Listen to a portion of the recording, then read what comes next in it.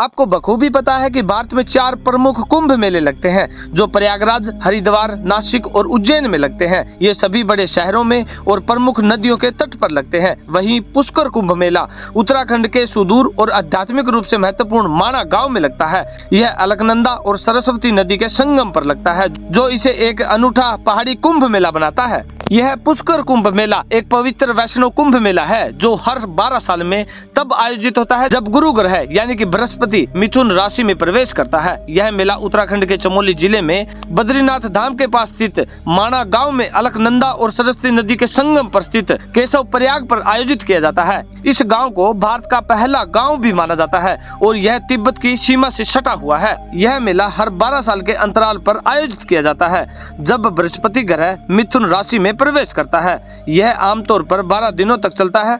माना जाता है कि यह वही स्थान है जहां से पांडव स्वर्ग की ओर गए थे और इसीलिए इसे स्वर्ग का द्वार भी कहा जाता है। इस संगम पर स्नान को मोक्षदायी माना जाता है क्योंकि यह पापों का नाश करता है और माता सरस्वती का आशीर्वाद प्राप्त होता है। इस मेले को महर्षि वेदव्यास, रामानुजाचार्य और मध्वाचार्य जैसे महान संतों से भी जोड़ा जाता है और यहीं पर वेदव्यास ने महाभारत की रचना की थी।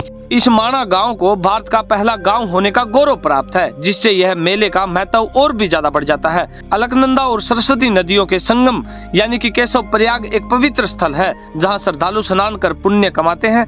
इस मेले में विशेष रूप से दक्षिण भारत से बड़ी संख्या में वैष्णव समुदाय के लोग और आचार्य आते हैं। यह उत्तर और दक्षिण भारत के आध्यात्मिक संबंधों को मजबूत करता है। यह आत्मा की शुद्धि और मोक्ष प्राप्ति का एक दुर्लभ ज्योतिषीय योग माना जाता है।